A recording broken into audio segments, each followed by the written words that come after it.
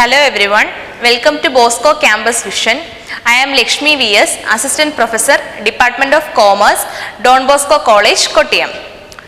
This is the 10th lecture on marginal costing, which is the first module in the subject Strategic Cost and Management Accounting for Semester 3 MCOM students under Kerala University. In previous lecture, we were discussing about one decisional area in marginal costing, and that was own or lease. And in this lecture, we are going to learn another decision area in marginal costing, and that is sell or further process. ഈ പേര് കേട്ടാൽ തന്നെ നമുക്കറിയാം what is the decision in this decisional area. The executive has to take decision regarding to sell a raw material or component or product as it is, or whether he process it further by incurring additional expenses. അതായത് ഒരു ഫേമിൽ എക്സിക്യൂട്ടീവിന് രണ്ട് ഓൾട്ടർനേറ്റീവ്സിൽ നിന്ന് ഒരെണ്ണം choose ചെയ്യേണ്ടുന്ന ഒരു കേസാണ് ഈ ഡിസിഷനിൽ വരുന്നത്. ആൻഡ് ദ ഫസ്റ്റ് ഡിസിഷൻ എന്ന് പറയുന്നത് to sell a raw material or component or product. അതായത് റോ മെറ്റീരിയലും കമ്പോണന്റും പ്രോഡക്റ്റും എങ്ങനെയാണോ അതിപ്പോൾ ഉള്ളത് അതേ സെയിം ആയിട്ട് വിൽക്കുക, or whether process it further by incurring additional expenses. അതായത് അഡീഷണൽ എക്സ്പെൻസസ് ഉണ്ടായിക്കൊണ്ട് ഫർദർ പ്രോസസ്സിംഗ് നടത്തി പിന്നീട് വിൽക്കുക. ഈ രണ്ട് ഓൾട്ടർനേറ്റീവ്സിൽ നിന്നും ഒരെണ്ണം the executive has to choose. Okay, and further process ചെയ്താൽ what are the benefit from further processing? The further processing leads to improved product or component or raw material. Okay, it increases the quality of a particular product or component or raw material, or it adds some other qualities to that particular product and thereby increases the sale value. Okay, അതായത് നമ്മൾ ഇപ്പോൾ ഉള്ള ഒരു product further process ചെയ്തിട്ട് വിൽക്കുമ്പോൾ ഉറപ്പായിട്ടും sale value എന്താകും? Higher ആകും. And thereby we can increase the profit. Okay, and ചില കേസിൽ നമ്മൾ നോക്കിക്കഴിഞ്ഞാൽ ഫർദർ ആയിട്ട് പ്രോസസ്സ് ചെയ്യുമ്പോൾ there will be a cost, and that is known as further processing cost. If the further processing cost is higher than the sale value, higher than the incremental sale value, then further processing is not recommended. അതായത് further processing നടത്തി കഴിയുമ്പോൾ നമുക്കുണ്ടാവുന്ന further processing കോസ്റ്റും incremental sale value എന്ന് പറയുന്നത് എന്തുകൊണ്ടാണ്?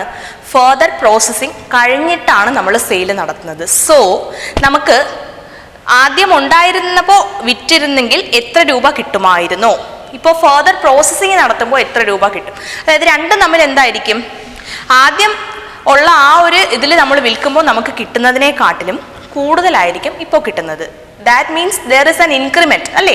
ഒരു കൂടുതലായിട്ടായിരിക്കും നമുക്ക് sale price charge ചെയ്യുന്നതും പ്രോഫിറ്റും ഹയർ ആയിരിക്കും.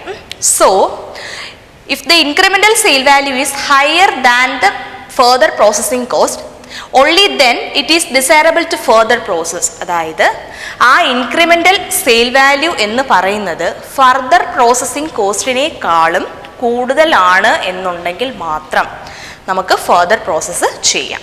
Okay, and this type of decision comes usually in case of joint products. Joint products എന്താണെന്ന് അറിയാമല്ലോ. സെയിം പ്രൊഡക്ഷൻ പ്രോസസ്സിൽ നിന്നും രണ്ട് പ്രോഡക്റ്റ് ആയിരിക്കും എന്ത് ചെയ്യുന്നത്? നമുക്ക് ലഭിക്കുന്നത്. ആൻഡ് ഈ രണ്ട് പ്രോഡക്റ്റിനെയും നമുക്ക് ഡിഫറൻഷ്യേറ്റ് ചെയ്ത് ഒരെണ്ണം മേജർ പ്രോഡക്റ്റ് ആണ്, ഒരെണ്ണം മൈനർ പ്രോഡക്റ്റ് അങ്ങനെ പറയാനായിട്ട് പറ്റില്ല. രണ്ട് പ്രോഡക്റ്റിനും സെയിം സെയിൽ വാല്യൂ ആയിരിക്കും.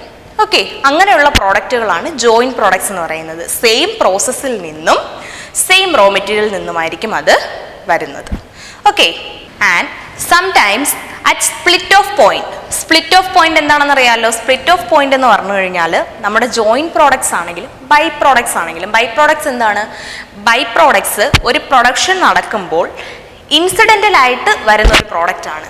ഓക്കെ, ആൻഡ് ഒരു മെയിൻ പ്രോഡക്റ്റും കാണും, അതിൽ ഒരു മെയിൻ അല്ലാത്ത അതായത് മൈനർ ആയിട്ടുള്ള ഒരു പ്രോഡക്റ്റും കാണും. മൈനർ ഒരു മേജർ പ്രോഡക്റ്റും കാണും, ഒരു മൈനർ ആയിട്ടുള്ള ഒരു പ്രോഡക്റ്റും ഉണ്ടായിരിക്കും. ഓക്കെ, അതാണ് ബൈ പ്രോഡക്റ്റിൻ്റെത്. അതാണ് ജോയിൻറ്റ് പ്രോഡക്റ്റും ബൈ പ്രോഡക്റ്റും തമ്മിലുള്ള ഡിഫറൻസ് എന്ന് പറയുന്നത്. ജോയിൻറ്റ് പ്രോഡക്റ്റ് ആണെങ്കിൽ എങ്ങനെയാണ്? Same production process, same raw material, അതിൽ നിന്ന് ഉണ്ടാകുന്ന രണ്ടോ അതിൽ കൂടുതലോ പ്രോഡക്റ്റ് ആകാം joint product. 2 or more products. അതിൽ ഇന്നതാണ് മേജർ പ്രോഡക്റ്റ് എന്ന് പറയാൻ പറ്റില്ല. എല്ലാത്തിനും സെയിം സെയിൽ വാല്യൂ ആയിരിക്കും ഉണ്ടായിരിക്കുന്നത്. ബൈ പ്രോഡക്ട്സിന് അങ്ങനെയല്ല. ഒരു പ്രൊഡക്ഷൻ പ്രോസസ്സിൽ ഇൻസിഡൻ്റലായിട്ട് ഉണ്ടാകുന്നതാണ് ബൈ പ്രോഡക്ട്സ് ആൻഡ് അതിന് സെയിം സെയിൽ വാല്യൂ ഒന്നും ആയിരിക്കത്തില്ല. അതിലൊരു പ്രോഡക്റ്റ് എന്തായിരിക്കും? മേജർ പ്രോഡക്റ്റ് ആയിരിക്കും. ഓക്കെ, അപ്പോൾ സ്പ്ലിറ്റ് ഓഫ് പോയിന്റ് എന്ന് പറഞ്ഞ പോയിന്റിൽ വെച്ചിട്ടാണ് ഈ ജോയിൻറ്റ് പ്രോഡക്ട്സിൻ്റെയും ബൈ പ്രോഡക്ട്സിൻ്റെയൊക്കെ കോസ്റ്റുകൾ ഓരോന്നിനും ഇൻഡിവിജ്വലായിട്ട് അറിയുന്നത്. അതായത് നമുക്കിപ്പം ജോയിൻറ്റ് പ്രോഡക്ട്സുകൾ ഒരു 10 പ്രോഡക്ട്സ് ഉണ്ടെങ്കിൽ ഈ സ്പ്ലിറ്റ് ഓഫ് പോയിന്റ് എത്തുമ്പോൾ ഈ 10 പ്രോഡക്റ്റ് സ്പ്ലിറ്റ് ചെയ്ത് ഓരോ പ്രോഡക്റ്റിൻ്റെയും കോസ്റ്റ് എത്രയാണ് എന്നുള്ളത് അറിയാൻ പറ്റും. ബൈ പ്രോഡക്ട്സിനും സെയിം അത് തന്നെയാണ് പറയുന്നത്. ഓക്കെ, അതായത് കോസ്റ്റ് ഇൻഡിവിജ്വലായിട്ട് അറിയാനായിട്ട് പറ്റും, സ്പ്ലിറ്റ് ചെയ്ത് കൊടുക്കുക. അതാണ് split of point. Sometimes at split of point, joint products and byproducts do not have any realizable value unless they go further processing. അതായത് ചില സമയത്ത് സ്പ്ലിറ്റ് ഓഫ് പോയിന്റിൽ ജോയിൻറ്റ് പ്രോഡക്ട്സിനും ബൈ പ്രോഡക്ട്സിനും റിയലൈസബിൾ വാല്യൂ ഒന്നും ഉണ്ടായിരിക്കത്തില്ല. എന്തെങ്കിലും റിയലൈസബിൾ വാല്യൂ കിട്ടണം എന്നുണ്ടെങ്കിൽ ഫർദർ പ്രോസസ്സിങ് നടത്തണം. ഓക്കെ, അപ്പോൾ to make these products profitable we will recommend to go for further processing. അപ്പോൾ ഈ പ്രോഡക്റ്റുകളെ സ്പ്ലിറ്റ് ഓഫ് പോയിന്റിൽ എന്താക്കാനായിട്ട്, പ്രോഫിറ്റബിൾ ആക്കാനായിട്ട് നമ്മൾ ഫർദർ പ്രോസസ്സിങ് റെക്കമെൻഡ് ചെയ്യും. ഓക്കെ, ദെൻ ഫർദർ പ്രോസസ്സിങ്ങിന് ശേഷമുള്ള സെയിൽ വാല്യൂ എടുക്കും.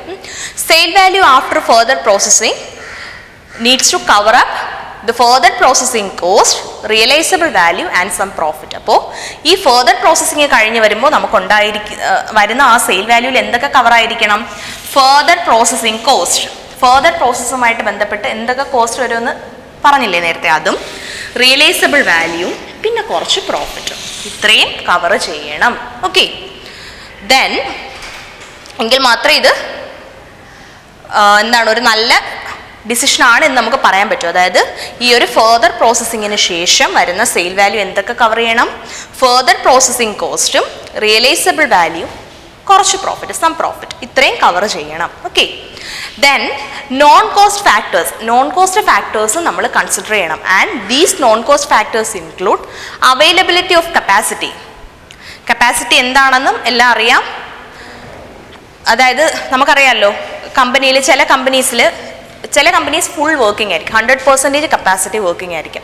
ചില കമ്പനീസ് അതേസമയം ഐഡൽ കപ്പാസിറ്റി എക്സിസ്റ്റ് ചെയ്യുന്നുണ്ടായിരിക്കും. ഓക്കെ, അതൊക്കെയാണ് അവൈലബിലിറ്റി ഓഫ് കപ്പാസിറ്റി കൊണ്ട് നോക്കുന്നത്. അപ്പോൾ നമ്മൾ ഈ അവൈലബിലിറ്റി ഓഫ് കപ്പാസിറ്റി ഒക്കെ നോക്കിയതിന് ശേഷം മാത്രമേ ഈ ഒരു ഡിസിഷൻ എടുക്കാനായിട്ട് പാടുള്ളൂ.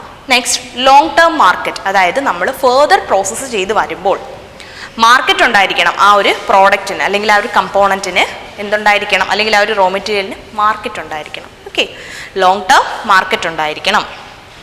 ദെൻ മാർക്കറ്റ് സ്റ്റെബിലിറ്റി, അതായത് എന്ന് വെച്ച് കഴിഞ്ഞാൽ മാർക്കറ്റ് സ്റ്റേബിൾ ആണോ, അല്ലെങ്കിൽ ഓരോന്നിനും അനുസരിച്ച് റെസ്പോൺസീവ് ആണോ, ഓരോരോ ഫാക്ടേഴ്സിൽ ചേഞ്ച് വരുന്നതനുസരിച്ച് മാർക്കറ്റിനെ സ്വാധീനിക്കുന്ന ഒരുപാട് ഫാക്ടേഴ്സ് ഉണ്ടല്ലോ, അതിലുണ്ടാകുന്ന ചേഞ്ച് അനുസരിച്ച് റെസ്പോൺസീവ് ആണോ എന്നുള്ളതെല്ലാം നോക്കിക്കോണം. ഓക്കെ, ഈ ഫാക്ടേഴ്സും ഈ നോൺ കോസ്റ്റ് ഫാക്ടേഴ്സും we must take into consideration.